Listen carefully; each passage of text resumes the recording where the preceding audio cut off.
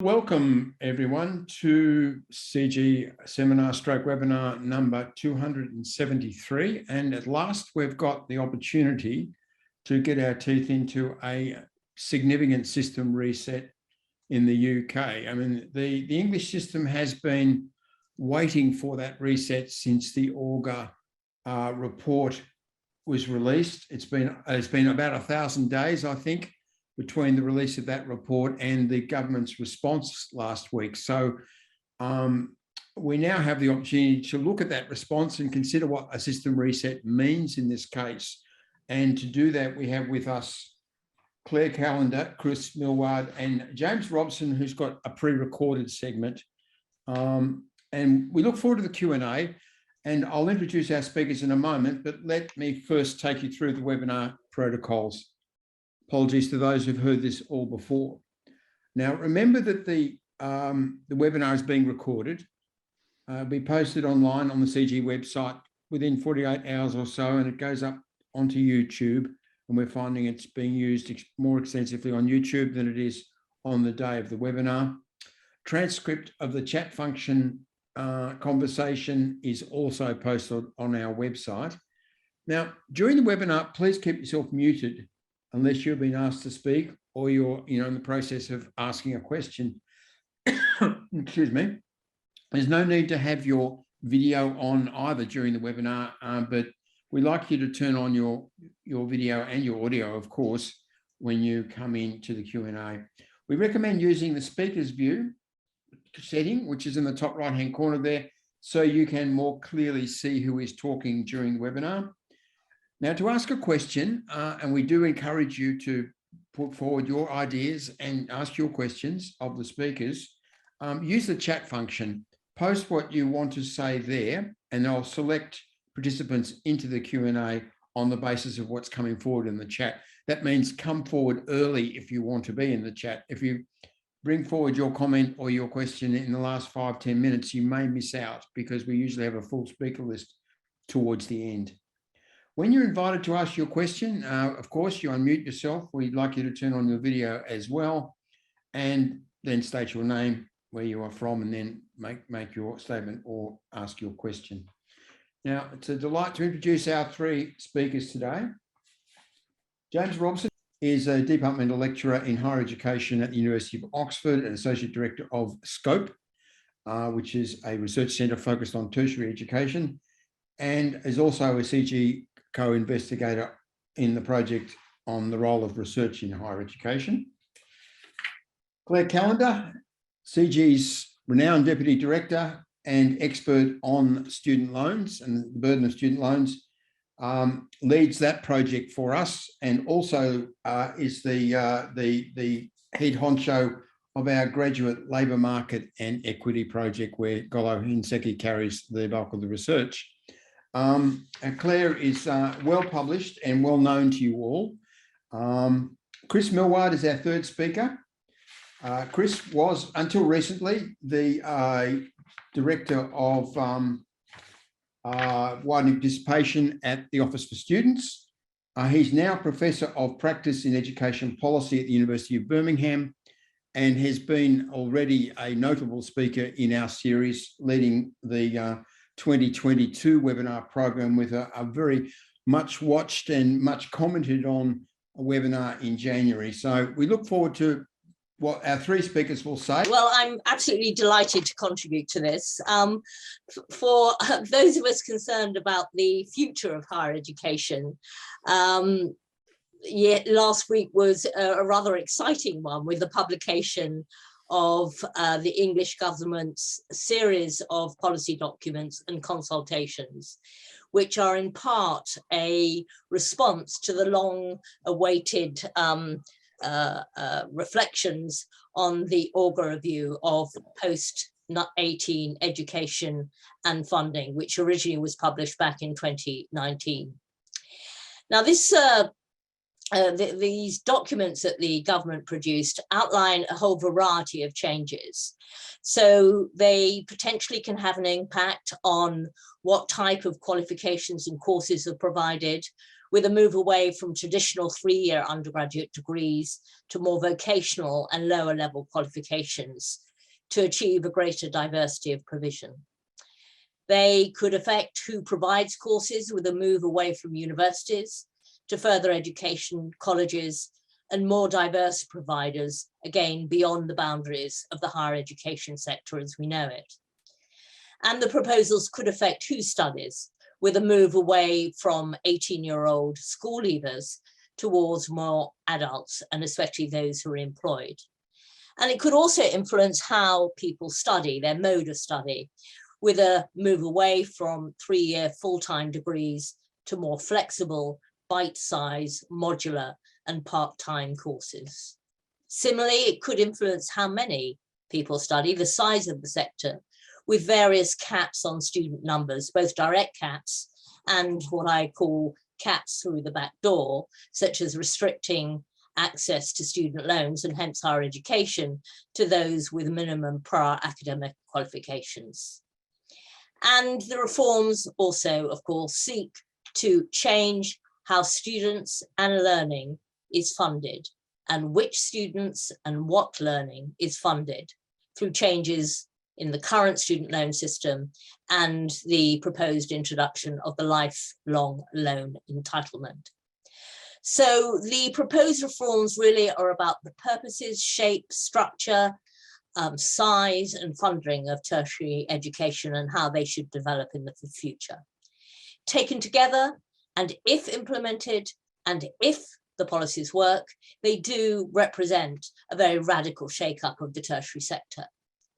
Now, I emphasize if, because a lot of the contents of the DFE documents and its headline policy proposals are arguably primarily aspirational.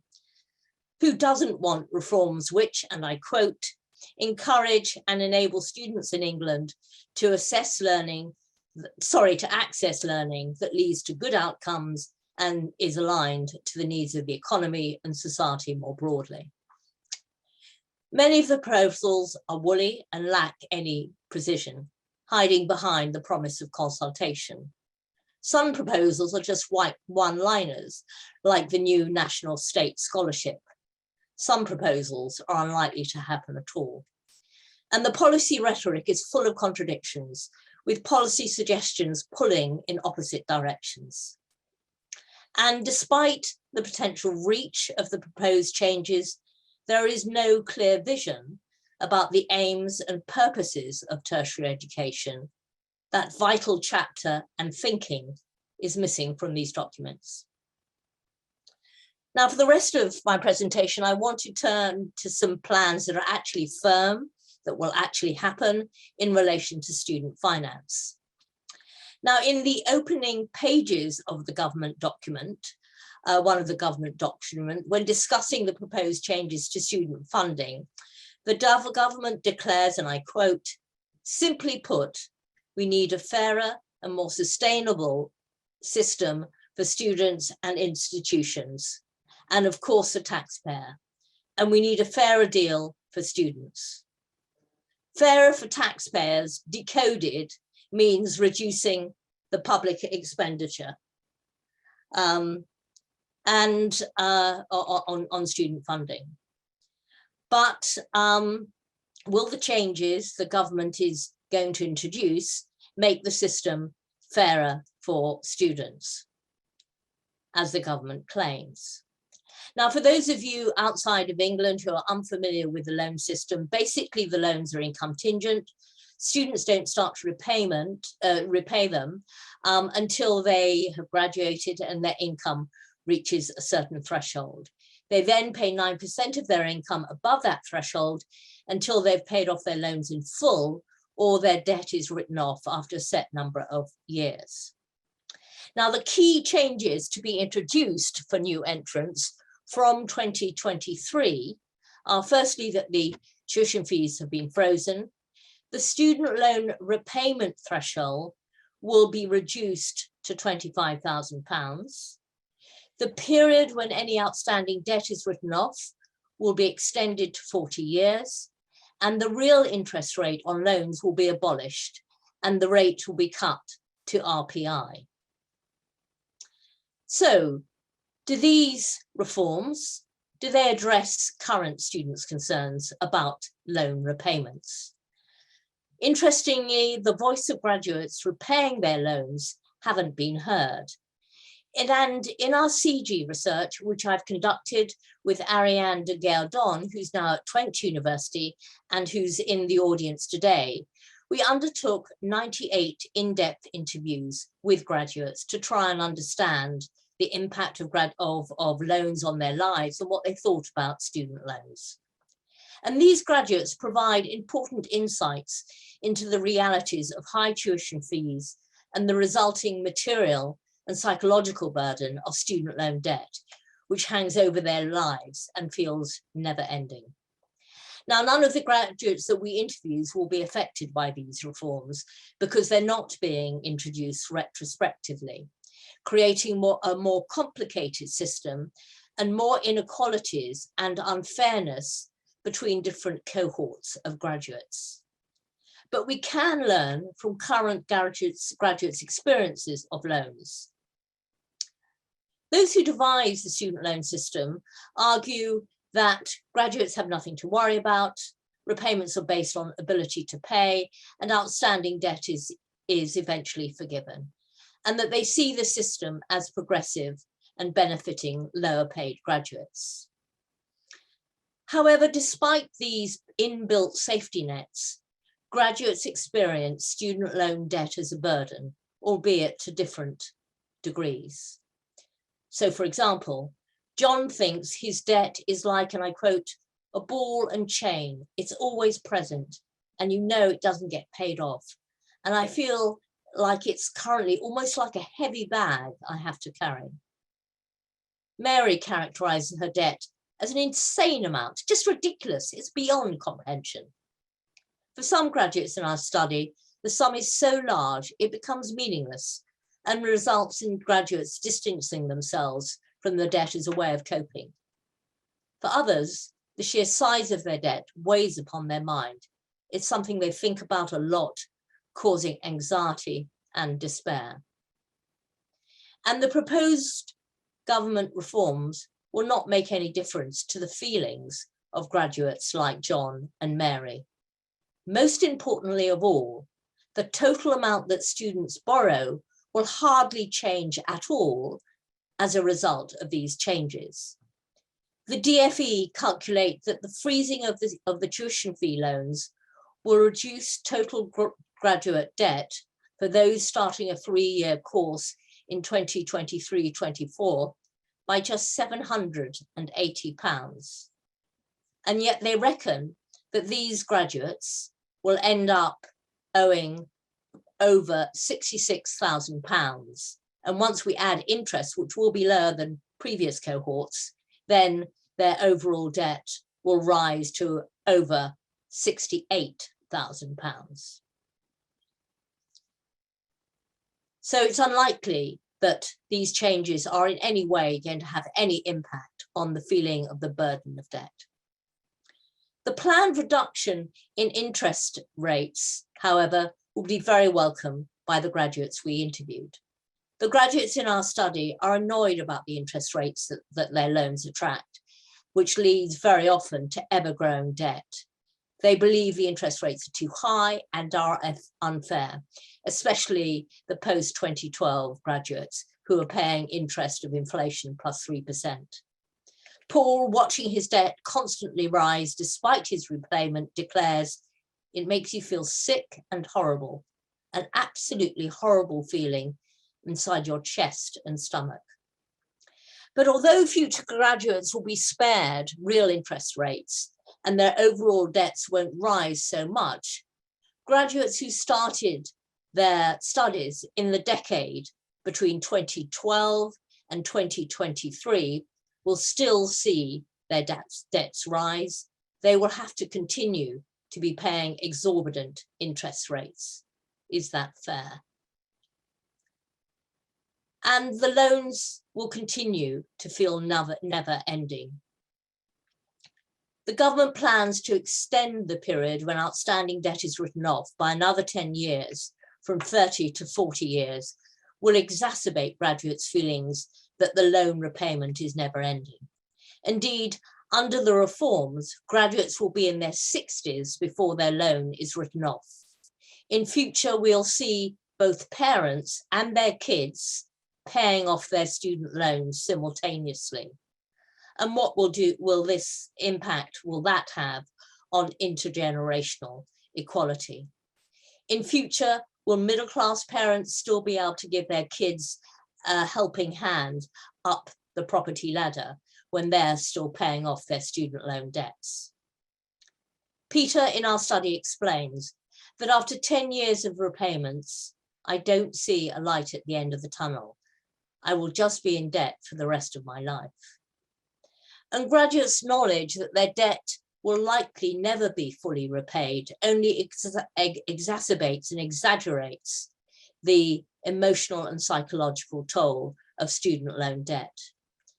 Graduates who borrow money that they cannot repay, this creates very bad feelings for them. And even with the proposed reforms to the student loans, about half of all graduates will never pay off their loans within the 40 years, especially women.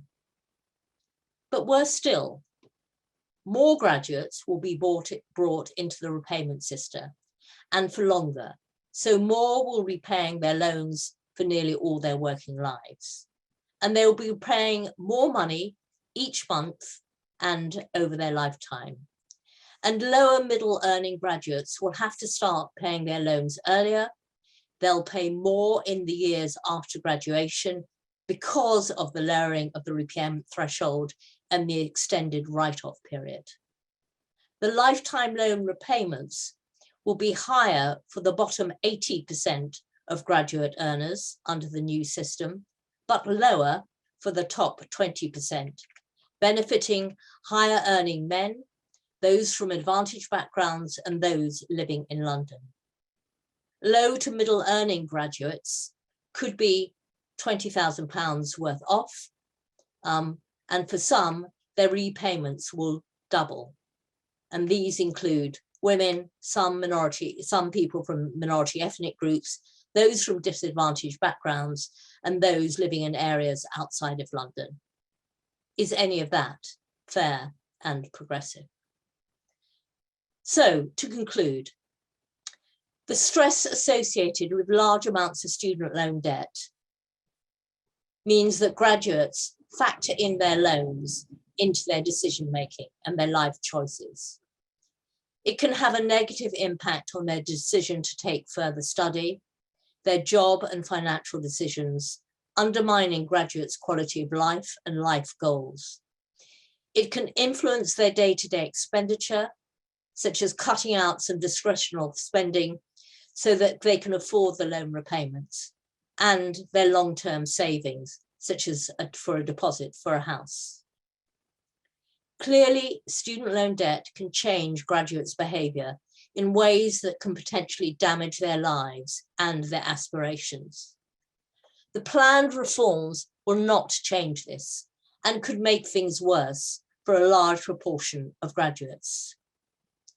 Now, in the absence of alternative sources of student support, loans allow access to higher education amongst those who otherwise would be unable to go to university. But as these graduates' experiences show, student loans designed to promote opportunities can also restrict them. And the real winners of the government's plans reforms are higher earning graduates, mostly men, and the taxpayer. The Exchequer will save at least £1 billion a year at the expense of lower and middle earning graduates. The famous RAB charge will fall from 44% in 2021 to 19% in 2026. So for every £100 the government lends to full-time students, it will get back £81 instead of £56.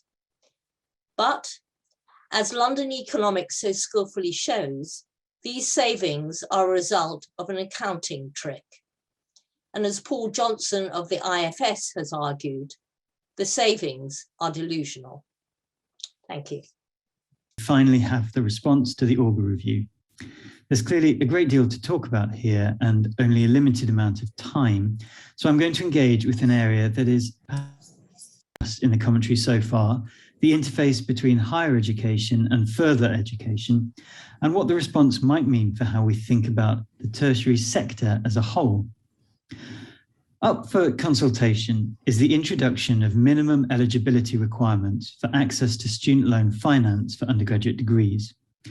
Grade thresholds are key and up for debate, with most commentaries centering on the proposal that candidates should achieve level 4 in maths and English GCSEs. This is hugely controversial and rooted in the argument that students who have not developed their knowledge and skills to a certain level are unlikely to be adequately prepared for degree level study. However, underpinning much of the policy discussion over the last few years has been an ongoing attack on New Labour's emphasis on education, education, education, and a constant concern about low-value degrees and graduate outcomes. Of course, all of this is really underpinned by the growing panic over the RAB charge and mounting unpaid student debt. As such, minimum eligibility requirements are less about ensuring students are adequately prepared to thrive in higher education and more about ensuring they are adequately prepared to thrive in the labour market and achieve employment outcomes that lead to appropriate levels of loan repayment. In other words, poor GCSE grades, or whatever is used, are embedded in policy discourse as a marker of economic risk and an indication that individuals with low grades will likely represent a loss of public investment through their loans. As such, the goal of minimum eligibility requirements is to deflect these economically risky students from debt and higher education in general. Given the nature of policy discourse over the last few years and the leaks before the launch of the response, this is not particularly surprising, but it is significant. Of course, this reduction of what it means to be a student to simple economic units and potential risks reduces the educational purposes of higher education and the individualized aspirations of every single learner. It is a product of problematic conceptualizations of the relationship between higher education and the economy and requires further critique that I won't go into here. Rather, a wide range of commentators, charities, professionals and researchers have condemned minimum eligibility requirements, emphasizing that the move stands in direct opposition to widening participation goals and social mobility. The reality is that minimum eligibility requirements will exclude some groups of people from HE. These groups will most likely be marginalized and disadvantaged, cutting across lines of socioeconomic status and race. About 71% of young people in England achieve level 4 in English and maths GCSEs, but this is reduced to 52% for disadvantaged households. As highlighted by Sir Peter Lamble, founder and executive chair of the Sutton Trust, the introduction of any minimum grade requirement is always going to have the biggest impact on the poorest young people, as they are more likely to have lower grades because of the disadvantages they faced in their schooling. In other words, what is almost guaranteed is that white middle-class students will be very unlikely to be impacted. Now, this is where the issue of FE and tertiary systems more broadly comes in. The proposals for minimum eligibility requirements are, in spite of the very strong evidence that, if encouraged and supported by teachers, WP professionals, universities, and often most importantly, FE colleges, those with poor results can flourish in higher education and subsequently do well in the labour market. Although it is important to note that differences in employment outcomes rooted in social inequalities remain. FE colleges provide critical pathways into HE, often for people who do not necessarily have a suite of GCSEs or A-levels. Importantly, degrees based in FE colleges are often tailored to disadvantaged, minoritized, and neurodiverse students who struggle with or struggled within the often brutal confines of formal school-based education, but when given a second chance, excel in their degree level studies. HE in FE and FE as a pathway into HE are critical to widening participation and social mobility, particularly as traditional boundaries between these two sectors have become increasingly blurred. However, there is little detail on what the implications of minimum eligibility requirements in the Augur response will be for these kinds of blurred or hybridized pathways and spaces. Of course, it's important to note that potential students might still be eligible for foundation years and level 4 courses in FE that could act as pathways to full degrees. However, the devil will be in the detail here, and detailed information on what requirements can be superseded will be key. Critically, risking excluding disadvantaged learners and damaging the integrity of systems designed to support mobility and access to degree level advantages would, as David Hughes, CEO of the Association of Colleges, put it, be perverse.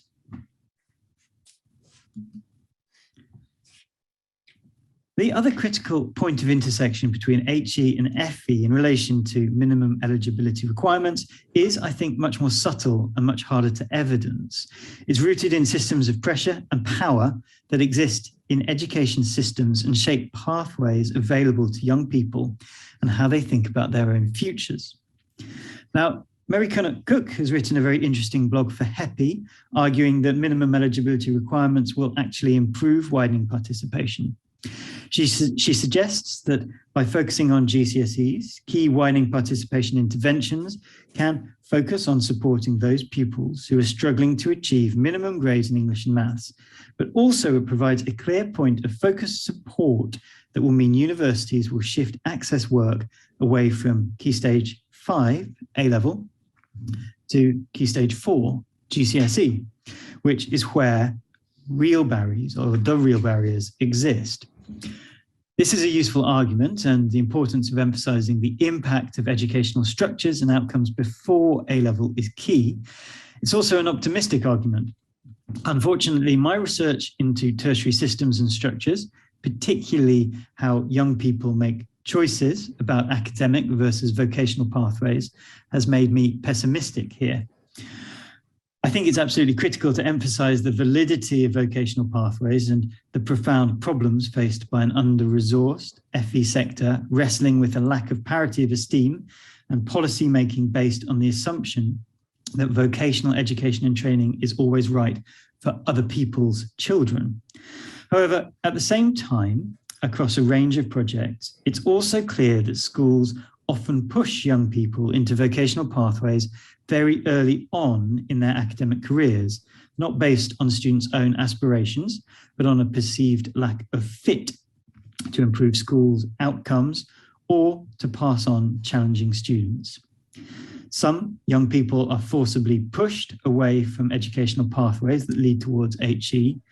Others are nudged from very early on in their educational careers through subtle lines of power and coercion that end up excluding along lines of disadvantage and minority.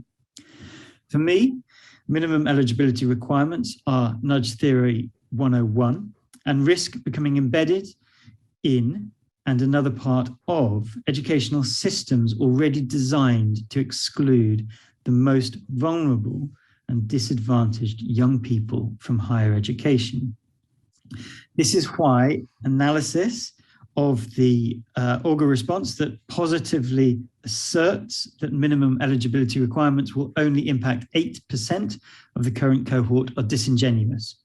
Firstly, 8% is still a substantial number of people, but importantly, the impact of minimum eligibility requirements will most likely be felt at the discursive level, deflecting people away from higher education at a very early age, whether they're likely to meet those requirements or not. This is also one of the reasons why I would argue that the Auger response is largely regressive in terms of tertiary policy, in terms of thinking about the English tertiary system, including FE and HE as a whole. Although to a certain extent, FE is receiving far more policy attention than it ever has done, it is arguable that this is all rooted in the issue I highlighted earlier, panic over unpaid student loan debt. Although there is some emphasis on improving and resourcing FE, an uncharitable analyst might argue that this is primarily rooted in the economic aim of reducing the HE sector rather than supporting FE. Ultimately, much of what's included in the response reiterates plans already outlined in the FE white paper, Skills for Jobs. This focuses on realigning post-16 education and training around the needs of employers. This positions FE in terms of pure skills supply in response to labour market demands and fails to engage with the educational or community-orientated missions of the sector highlighted above. Importantly, embedded in the FE white paper are potential mechanisms of further regulation for the sector, including a focus on labour market outcomes. These are referred to in the Auger response, but key areas of relevance like potential lifelong learning loans and growing higher technical provision in HE are not well developed. However, to my mind, at the heart of the way the relationship between FE and HE is structured in both the Skills for Jobs white paper and the Auger response is an assumption of competition between the sectors. There's still a sense of colleges and universities competing for finance, students, and prestige. This is unsurprising. This is unsurprisingly a market model, but one that's rooted in a tension between pure market logic and top-down centralized regulation and intervention. Research shows that these kinds of quasi-market-based systems tend towards vertical stratification at the expense of horizontal diversity through processes of competition, institutional homogenization, and isomorphism. Vocational pathways are positioned at the bottom of a hierarchy. This is why I'd argue the response to the Auger review is, from a tertiary systems perspective, regressive, as it fails to engage with the key structural mechanisms that lead to hierarchical stratification at a systems level. So thank you very much. And with that, I'll pass back to my colleagues. Thanks. I think James might actually be able to join us in the Q&A towards the end of the time. Chris, I must apologise for keeping you waiting for so long, and we look forward to what you have to say. Chris Millward. And thanks to Claire and James for such interesting contributions. So I thought I'd start with the circumstances for the Auger review when it was launched in February 2018. Of course, it was launched by the previous Prime Minister, and she had said on the doorstep of Downing Street when she started as Prime Minister, she was going to address burning injustices across the country. She highlighted rates of access for what she called the white working class to university as one of those injustices, as well as what she called just about managing people and families, often in towns rather than cities, and places with low levels of higher education participation. She had also, of course, experienced an election shock, students voting for the opposition on a platform of free university, which led to some of the red dots that you can probably still see across the country in university towns, perhaps where you live. The third element that's important is that the ONS had not yet made its decision about reporting in the public accounts the student loan spend, but it was pretty much anticipated by this point. So there was also a kind of treasury concern in play.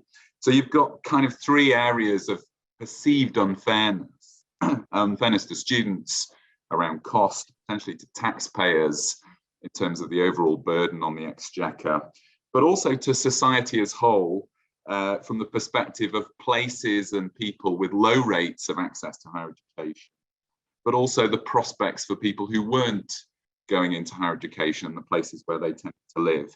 And if you look at the launch the launch 4 years ago in February 18, it's interesting to see Theresa May pretty much using the language that Tony Blair used when he pushed the expansion of higher education, nearly 20 years earlier. It was around meritocracy and opportunity, but reframed to be about all people, whether young or old, or whether entering higher education or not.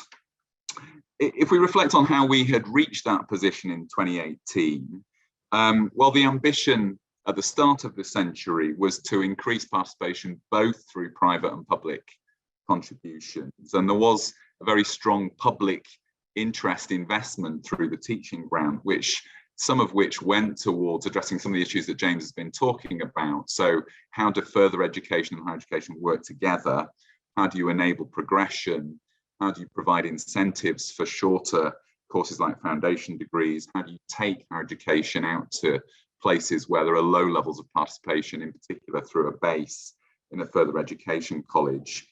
The shape of the system by 2018 wasn't so much influenced by that, and more by what happened from 2012 onwards, which was, of course, student choice and competition more driving the pattern of provision. And you had in play there removal of student number controls, but also other measures to introduce competition through enabling new providers to come into the system as well. The market had been expected to deliver diversity and efficiency, but actually, I think can be seen to have led more to consolidation around young, full-time, full degree higher education entry. And of course, most providers, certainly the universities, moving towards the maximum price. And of course, that was costly to government and to students, but also it leads to that issue of stratification. So you could see a system stratified for young people by school grades and increasingly excluding mature learners for whom numbers were declining. So there's kind of a couple of challenges there for the Augur Review. One is how to rebalance the system away from that young, full-time, full degree entry, but also what levers you might have, and what levers you might have if there's not a lot of money to be spent, and indeed you just set up a market regulator with duties to promote choice and competition. How could you do that rebalancing with those levers? The Augur Review was met with quite a lot of skepticism from universities, in my experience, because of course there's a fear of it reducing fees, which is pretty much what it had been asked to do, but potentially also constraining further growth. Actually, in many ways, I think what you have is a fairly astute diagnosis of the system, the post-18 system across FE and HE, and set of recommendations to address that. It essentially says that the market may have produced more dynamic and prosperous universities, but there is an imbalance between private and public imperatives within the system, which affects provision, and it comes at the expense of further education colleges, mature learners, and some areas of provision that might be perceived to be more valuable to employers. So essentially what it advocates was a rebalancing through investment and strengthening of FE provision, the estate and the workforce, improving the regulation of apprenticeships and intermediate technical qualifications and trying to make those more attractive routes, rebalancing the fee and teaching grant contributions in higher education to rebalance the private and public imperatives, with a view that together that would be a fairer package for students and taxpayers and socially more just. The response, as others have said already, has been significantly delayed understandably by COVID, but also by political change since the review was commissioned and reported. And you could suggest, you could argue that the government that's now in place, that was elected in December 2019, is even more committed to supporting the people and places with low levels of higher education participation and low proportions of graduates, not least given new seats it won in December 19, and of course the framing of that under the banner of levelling up. You could also argue that the government is now perhaps less sympathetic to students and universities due to some of the political positions on issues that are important to it, such as Brexit.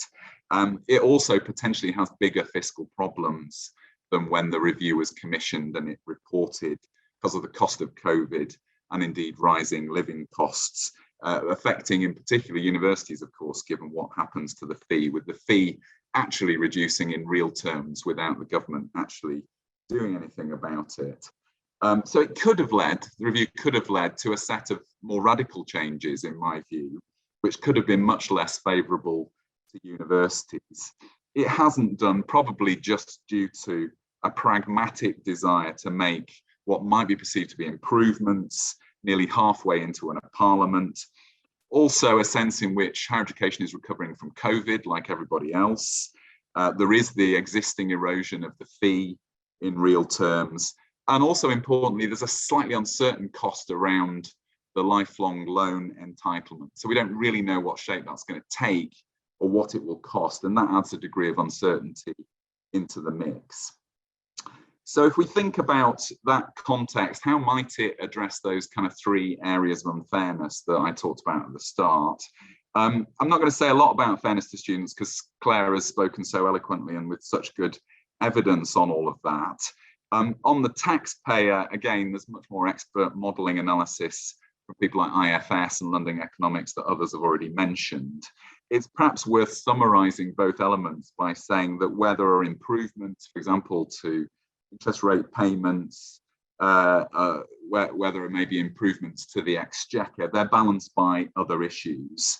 And as Claire has talked about, you've got a longer period paying off debt. There is favouring of higher rather than lower earners. And as has been pointed out, it may well be accounting changes that's leading to many of the benefits to the exchequer. So again, I think you can see a set of kind of pragmatic changes reflecting limited ambition for radical change and indeed room for manoeuvre. I wanted to spend a bit more time focusing on the third perception of unfairness, which drove the review, which is the balance across the system as a whole and how that serves the whole population. And of course, within that, who gets access to higher education and what are the opportunities for those who don't. If you start with thinking about what Augur advocated and what the government's done, well, the government is increasing investment in FE. I think it's promised 6% increased investment between 21-22 and 24-25. But that is in the context of, I think, a 14% real terms reduction since 2010. So it's been suggested that the FE is still 10% below 2010 levels by the end of this spending review.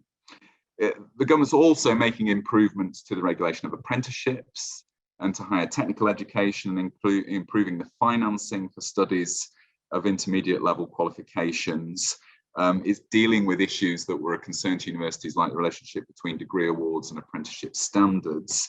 But again, look at the numbers. So I think there are around 60,000 starters below the level of a full degree in England, and that's a 60% reduction over the last decade. There's been a doubling of higher level apprenticeships over the last 5 years, but that's still well below 100,000 starts. And that's compared with, I think, 750,000 full-time applications to UCAS last year. There is the promise to introduce the lifelong loan entitlement with student finance across all ages from levels 4 to 6 in further education colleges as well as universities. That seems to me potentially the truly radical element of the proposals, and it quite rightly has very widespread support. But the consultation is still very high level. We don't really know what shape that's going to take. It's going to be implemented in 2025 at the earliest, and it will be extremely complex. Whereas some of these other changes we've been talking about are proposed, I think, for introduction in 2023. There are other interventions the government's making to rebalance. So it's investing in a second phase of institutes of technology, which are a really great platform in local areas for universities and colleges and employers to work together, reflecting local specialisms. But again, look at the amount of money, £290 million compared to £10 billion on student loans.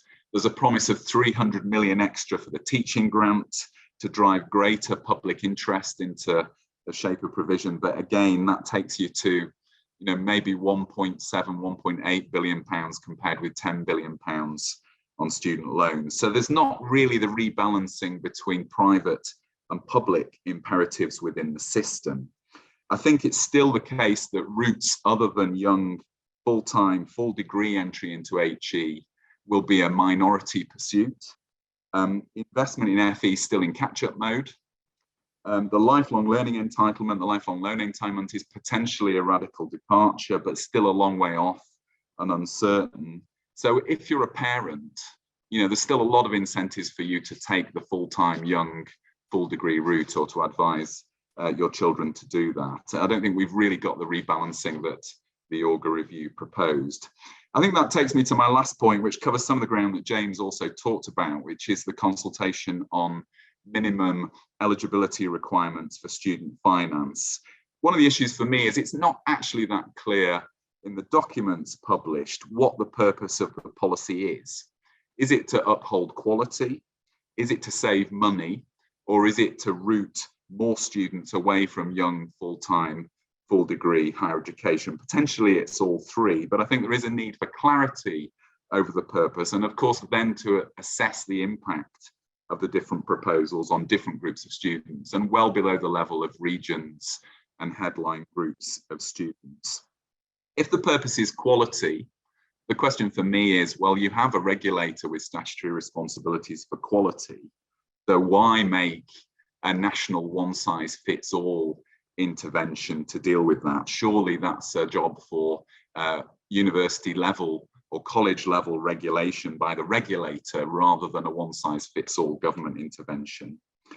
If the purpose is cost, and that's a legitimate concern for me, surely, as in other areas of public policy, you would be choosing a less regressive measure than bald school grades, which unfortunately do track social background in this country.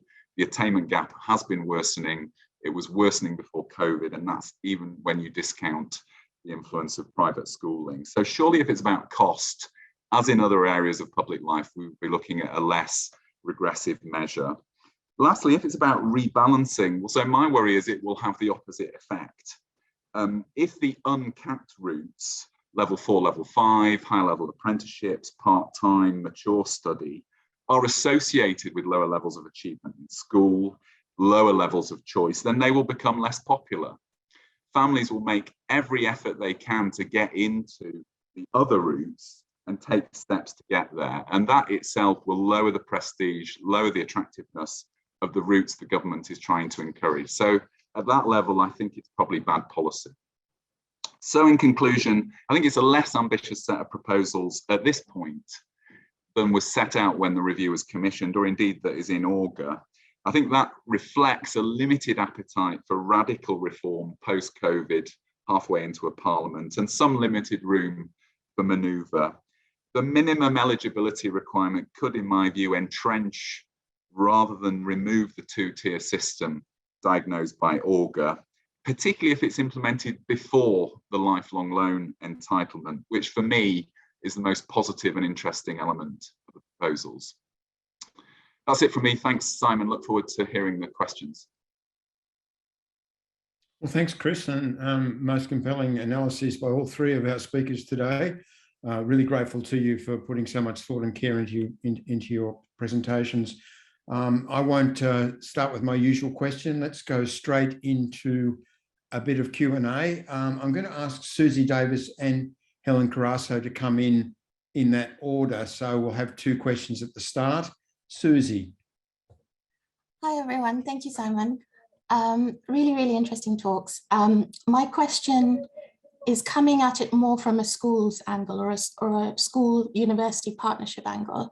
And basically, what are your thoughts on how this proposal might affect, I think, Chris, you already spoke a little bit about that, but sort of thinking more specifically about school-university partnerships, how will the minimum entry requirements proposal sort of possibly influence widening participation interventions and attainment raising work?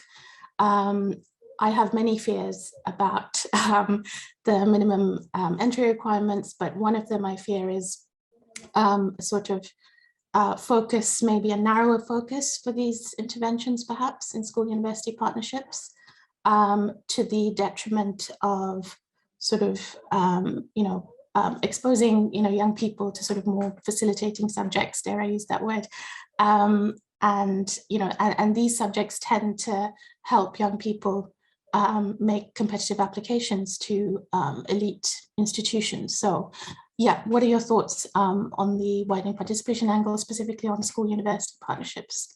That'd be quite useful. Thank you. Thanks, Susie. Now we'll bring in Helen.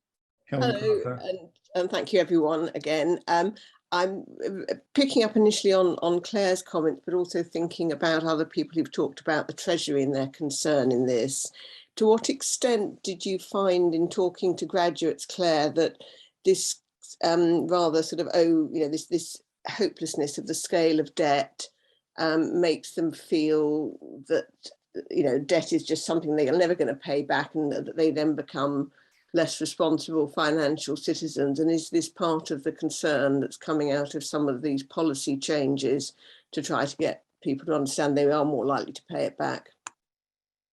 I think we'll have responses from both speakers for those two questions. Maybe we start with Claire and then Chris.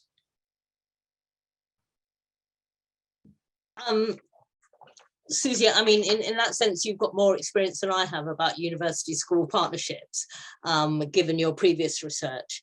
I find this idea, I mean, I agree with Chris. What the heck is this all about? And it's a brilliant example of where you've got policies pulling in opposite directions. So, throughout the government documents, you've got this commitment to widening participation, but it's quite clear that the minimum requirement will affect the most disadvantaged students most of all. I also think it will potentially have an impact on other areas of government policy, including the levelling up agenda. Surely it undermines that. And also, like Chris, it also has the most enormous potential to undermine the lifelong loan entitlement. Now, it's fascinating that even at this stage, the department hasn't decided what the eligibility criteria for these new loans are going to be, and the extent to which the eligibility criteria for current loans will move over into the new loans. So while those over 25 apparently won't be affected by this new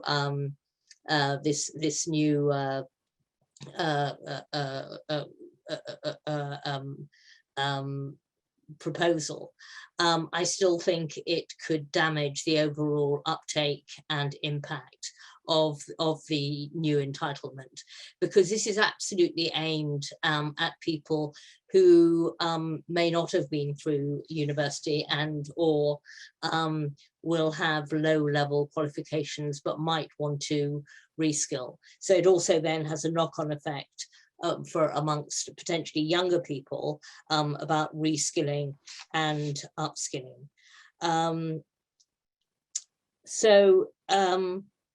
And I'm sure you're right that there is a danger that this new requirement will end up narrowing the nature and the activities involved in school-university partnerships.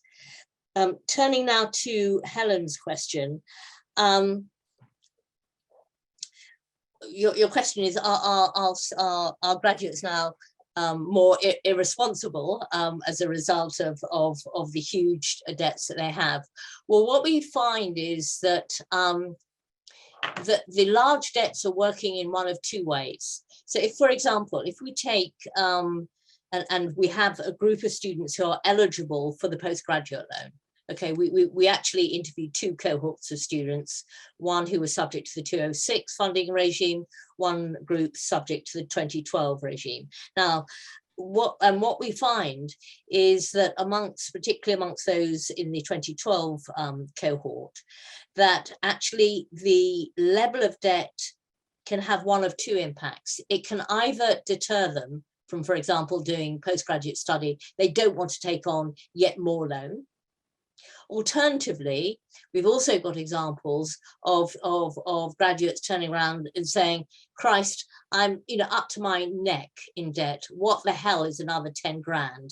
going to do? I might as well go for it. It's there, and I'm never going to pay it off, so I don't have much to worry about. In terms of I don't think we've got any information about whether it affects a willingness to take out mortgages. The loan debt affects access to mortgages in a different way, in terms of how much they can borrow. But I don't think that debt per se is saying, well, I'm going to go for a higher mortgage, because actually their loan debt will restrict what mortgages they can actually take out and what properties they can buy. Thank you. And Chris. So I'll just come in on Susie's question, I think, which is obviously closer to where I've been working. So I'm skeptical about the hypothesis that it will be good for raising attainment and focusing WP work on GCSE level. I think universities are already doing a lot of work at that level. Actually, I think you know, they're working 4 or 5 years out from universities, from university. I'm also a little skeptical about how much universities can really shift attainment within schools. I think universities do incredibly important work with schools across a whole range of areas, and I think it would be great if that improved, but you just got to be realistic about how much universities are going to shift attainment. And I feel like the raising attainment promise is a bit jam tomorrow. So we keep, you know, for a decade we've been saying we'll reduce the attainment gap, and attainment will be the key to this. And actually the attainment gap has been increasing, and COVID will have made that worse. So I'm just skeptical about those kind of measures actually improving the situation for the most disadvantaged people and places. Thanks to both speakers, and I'm going to apologise to Glenn Chatilia and Eliza Bruce. I don't think we can bring you in now. It's a hallmark of our system and a strength of our culture that we talk about equity, and we run all changes through the prism of equity, and we focus on social justice as a primary concern, and that's across the political spectrum. It's also perhaps a weakness of our system that our notions of equity are not sufficiently rigorous, so that we find that all kinds of contrary policy proposals are justified in the name of equity. I thought the most disappointing part of the response was the absence of any recognition of the Augur recommendation on bringing back maintenance grants. Maintenance grants are a key to widening participation and to lifting the aspirations and the position of students from low participation backgrounds. We really hope that that issue will remain on the agenda and come forward at the right time. But I guess that overwhelmingly this was about dealing with a financial situation, the burgeoning cost of student debt to the Treasury, and whatever else the proposals have done, and they're interim, and it's a system that's a work in progress in many ways. They will certainly claw back the public financial position, and I think Chris is right. That's a good thing in itself, but of course there are many other issues that have to be weighted alongside that. So thank you for the great contributions by all three. This YouTube video will bear rewatching. There's been a lot of very good commentary, especially through Wonky, on the Augur response, and I think we've, in a small way, we've made a good contribution to that body of work. So thanks very much to Chris Millward and to Claire Callender and to James Robson for his terrific analysis as well. We look forward to seeing everyone at our next webinar, which is tomorrow, because we had a Wednesday webinar today, and tomorrow we go back to looking at the global higher education setting, the idea of Chanxia, and the presentations will be from Lily Yang, Xin Shu, and myself. So look forward to seeing you tomorrow, but we'll continue the conversation about policy in England. So central, so important to all of us who work here. And thanks once more to our speakers, Chris, Claire, and James. Bye for now. Thank you. Thanks. Who'll be speaking first, but has a pre-recorded segment, is a departmental lecturer in higher